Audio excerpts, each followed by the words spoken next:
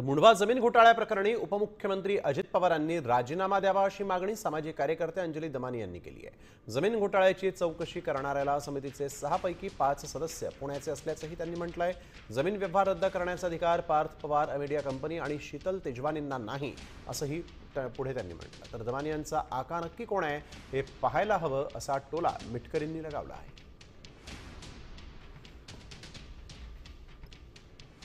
ही committee चौकशी करू शकेल का, निष्पक्ष चौकशी करू शकेल का, म्हणून माझी पहिली मागणी आहे की अजित पवार यांनी उपमुख्यमंत्री पदापासून आणि पालकमंत्री पदापासून ताबडतोब राजीनामा द्यावा। हे नुसते वाचवण्याचे धंदे आहेत आणि आता ही ऍक्ट ही मी तिथल्या पोलीस अधिकाऱ्यांना पाठवून देणार आहे। LLP ऍक्ट 2008 प्रमाणे त्यांची अनलिमिटेड लायबिलिटी आहे आणि पार्थ पवारवर देखील ताबडतोब हा FIR झाला पाहिजे।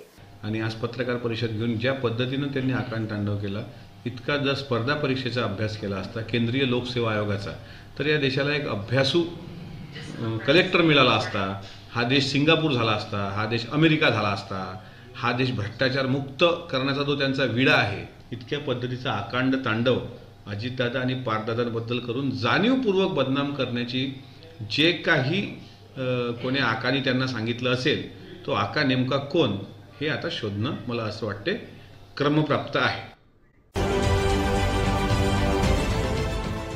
देश विदेशातील प्रत्येक घडामोडींचे लाईव्ह अपडेट मिळवण्यासाठी आता साम टीव्हीच्या सर्व सोशल मीडिया प्लॅटफॉर्मला लाईक, फॉलो आणि सबस्क्राईब करा। तसंच सर्व नोटिफिकेशनसाठी बेल आयकॉन प्रेस करायला विसरू नका।